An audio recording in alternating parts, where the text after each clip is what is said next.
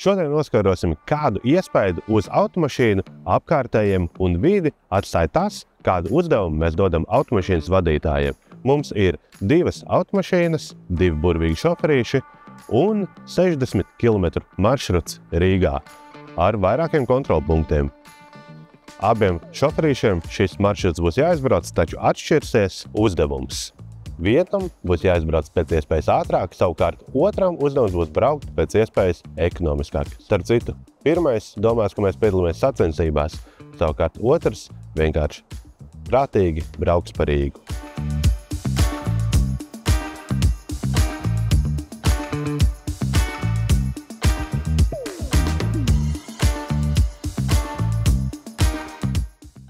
Brauciens ir noslēdzies, ar mani kopā ir Raivis no Mapona un noskaidrosim, tad, kādas bija atšķirības starp abiem transporta līdzekļiem. Maršruti, kā mēs zinām, abiem bija praktiski identiski, 400 metru nobied, bet tā dzīvē gadās.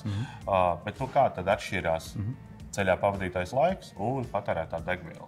Jā, to, ko mēs redzam no datiem, tad mašīnas, kā jau minēju, praktiski identiski nobraukšu, maršruts ir praktiski identisks, laiks gan nav identisks. Ātrais, protams, ka bija ātrāks, to jau mēs visi saprotam, tas ir intuitīvi, bet, protams, ka tas laiks ir 13 minūtes, jeb 10%, savukārt degviela ir par 15% vairāk iztērēta. Tad to, ko mēs redzam, kad jā, tu vari nobraukt ātrāk, bet degviela uzreiz palielinās. Ko tas nozīmē automašīnai?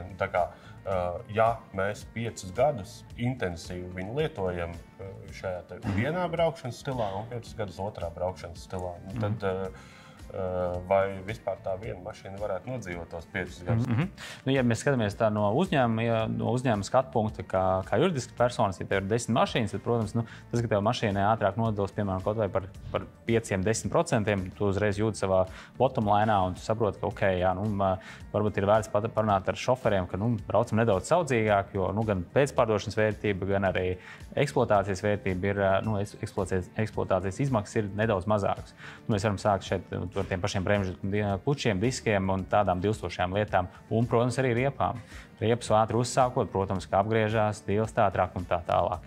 Tad kopumā, mēs varam ekspektēt, ja pēc 5 gadiem, ja mašīnas jau vienmēr braukšas ekonomiski, protams, ka būs labāk tā viņām gan pēcpārdošanas vērtība, gan arī mazāks izmaksas būs uz viņām iztērētas. Tie ir dati, ko mēs redzam, kā jums ir savā pieredzē, vai jūs redzat arī, piemēram, gan jau ziemā noteikti ir vairāk negadījumu, noteikti ir kaut kāda statistika par to? Protams, mēs pirmkārt jau ziemā noteikti mēs redzam strauju negadījumu pieaugumu, īpaši tieši tajā dienā, kad uzsniegs sniegs, vai arī dienās, kad uz ceļiem ir atkal vai tā saucamais melnais ledus. Tur ļoti labi redzēt, ka automašīnas daudz biežāk iekļūst negadījumos. Un arī, protams, ka viens no faktoriem, ko mēs ņemam vērā, vai viņam ir bijuši kaut kādi soda punkti. Un, protams, ka tie vadītāji, kuriem ir šie soda punkti bijuši varbūt sākotnēji bez avārijām, tie arī ir tie, kas izraisa smagākus negadījumus. Redz, tad mēs atkal atgriežamies pie tā paša punkta, ka, ja tu brauc ekonomiski un līgani, tad visticamāk tu nebremzēsi pēdējā mirklī, kas nozīmē, ka tev nepārsniegs pēkšņi uzsniga sniegs no decembrī vai novembrī.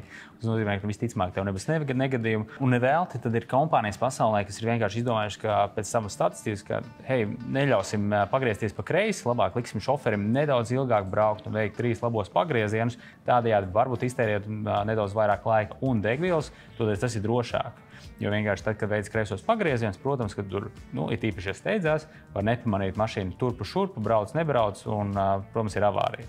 Tas, protams, atkal ir svarīgi ļoti autoparkam, jo, ja tev viena mašīna, piemēram, no 10 izkrīt, un tev jāturpina operēt ar tām pašām 9, pat ja ir maiņas mašīna, tas noteikti ietekmē arī ne tikai to, ka tev tagad ir grūtāk operēt, bet arī, protams, prēmiju apmērus un tā tālāk. Degviela patērētais laiks, tā ir viena lieta, bet ir arī lieta, ko mēs neredzam, tie ir izmeši.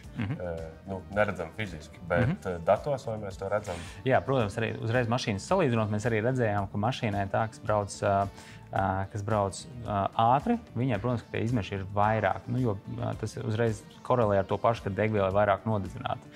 Tad, ja uzņēmums mērķē uz to, ka viņi samazina izmešu daudzumu un grib kļūt zaļāki, tad, protams, atkal tā agresīvā braukšana, jeb nelīganā un nelīdzenā braukšana, protams, ka iedod savu ārtavu un tad uzreiz krītās tas zaļuma faktors un būtībā mēs vienkārši nokurinām degvielu un palielinām izmešu daudzumu tikai uz tā fona, lai nedaudz ātrāk paspētu.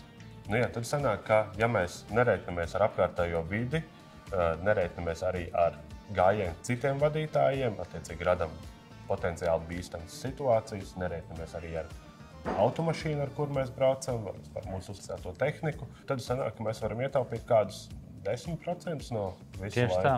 Tieši tā, 10% pret to visu, kas nāk pretī. Tad ir katram jāizvērtē, vai tiešām tu vēlies padarīt pasauli labāku vai ietaupīt nedaudz laika.